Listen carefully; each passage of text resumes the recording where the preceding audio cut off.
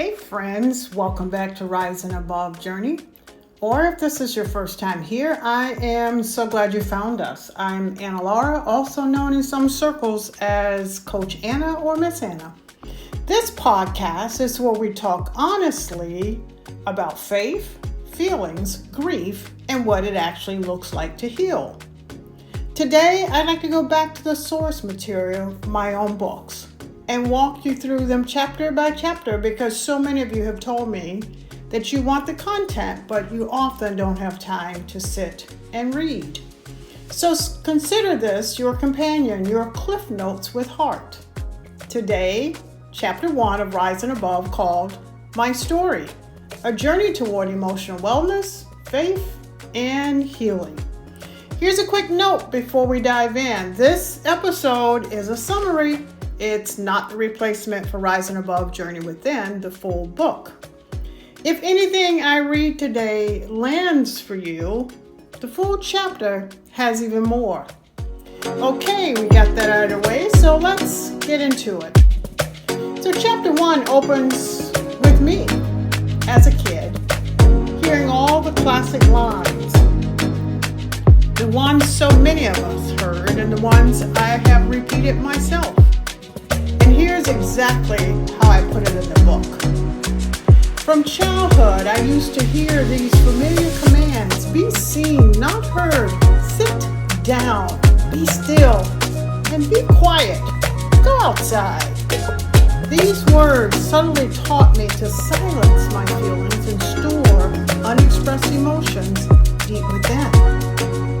Untreated and ignored over time, they taught me that silence and compliance felt safer than vulnerability. But these unspoken words, these feelings, they don't just disappear though. They show up much later in life as anxiety, as physical distress, and eventually, for me, as my first panic attack. And that's really where the whole book begins, with one honest question that I had to ask myself. If I'm carrying unresolved wounds, can I actually call myself spiritually healthy? So I spent some time in this chapter actually defining what I mean by healing. Because I often think that we throw that word around without really landing on what it really means. And here's a definition that I actually land on in the book. Healing. Process of restoring wholeness physically, emotionally, mentally, and spiritually by addressing wounds, releasing pain, and embracing growth. It involves not just alleviating suffering, but also resolving past hurts in a way that leads to renewed strength, inner peace, and a deeper sense of well-being. So healing, in other words, isn't just about feeling better, it's more about wholeness. All four parts of us, all four parts of you addressed honestly. And so from there, I walked through something that actually took me years to believe. And I'll admit that out loud now, that faith isn't passive. It doesn't sit. It has to be lived out, activated. So I lean into two scriptures here that anchor the entire chapter. Ephesians 2:8-9 on grace, and James 2:26, that faith without works is dead. And I get personal about it. I share my own journey, a divorce, losing people I love, a near-death experience, more trials than I would have chosen. But here's the shift that really changed everything for me. Suffering, when it is embraced rather than avoided, becomes a catalyst for becoming aware of God's purpose. Not suffering for his own sake. Suffering, embraced honestly, becomes the doorway to something, not the end of our stories.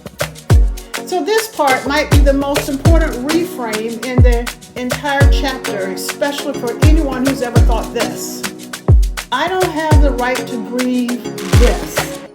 Nobody died. I want you to listen closely to this reframe. Many people associate grief exclusively with major events such as death or divorce. It narrows its scope. But grief appears in many facets: the loss of relationships, transition phases filled with uncertainties, aborted dreams, or missed opportunities are all causes for grieving. Listen, if you have minimized your own grief because it didn't look like the grief you saw modeled around you, this is me on the page telling you it still counts. So the chapter closes with something I don't think gets said enough in faith spaces. That even with a strong church foundation, I still needed more. I needed a community built specifically around emotional honesty. That serves as actually what led me to the credentials behind this work: trauma-informed resilience coaching, grief recovery advanced specialist training, and eventually a certification as a Christian counselor and a master's in ministry. And then I closed the chapter with an invitation, the same one I want to hand to you right now. And that is, I invite you also to turn inward with faith, trusting that nothing is impossible with God. Healing, breakthroughs, and new beginnings are all within your reach. Here's some key takeaways that I would like for you to remember from chapter 1. And let it be these 7 things straight from the chapter summary in the book. So consider this a highlight reel. Childhood messages often teach us to silence emotions which can cause pain later. Unaddressed feelings can manifest as anxiety, physical distress, or overwhelm. Healing involves surrender, forgiveness, and embracing God's grace. Faith and feelings are linked. Acknowledging emotion reflects God's image in us. Grief is broader than loss through death. It includes transition, missed opportunities, and change. Suffering, when approached with faith, brings us closer to God's love and purpose. Authentic community and intentional connections are vital for true healing. 3 scriptures anchor this chapter, and I want to leave you with one I come back to the most. David, in the middle of his own brokenness, crying out, "Deep calls unto deep at the noise of your waterfalls. All of your wave and billows have gone over me." If that's where you are today, under the waves, deep calling to deep, I want you to know that's not a faith failure. That's the songs. That's scripture giving you permission to be exactly that honest. Chapter 1 in the book ends with a short exercise, and I want to walk you through it right now out loud together. You can do this in your head, or better, pause this episode, grab a journal, and then reflect on your own journey. Identify one area of emotional pain or unresolved wound. Imagine releasing it. Visualize surrendering this burden to God through prayer or a symbolic act like writing and tearing up a letter. Take time to meditate by listening to your inner voice, praying and asking God for healing guidance. You don't have to have the whole answer today. Just naming the one thing, that's the beginning of the chapter's whole point. So that's chapter 1, my story, and honestly, an invitation into your own silence feelings. Don't stay silent forever. And healing, real healing, spirit, mind, and body, that's available to you. If this episode moves something in you, I'd love for you to do 3 things. Grab a copy of Rising Above, Journey Within if you haven't got one already. Share this episode with one person who needs to hear it today. So consider joining our Faith and Feeling community on August 25th at 6 p.m. I'll drop the location in the notes. We gather once a quarter in person for exactly this kind of honest conversation. All the details are here.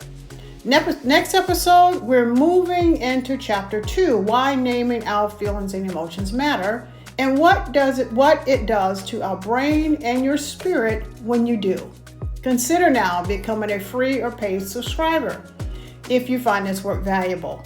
But until next time, this is Anna Laura, reminding you your were never meant to be enemies. Walk boldly, my friends. Take care of yourself and take care of one another. This is Anna Laura. Until next time, be well.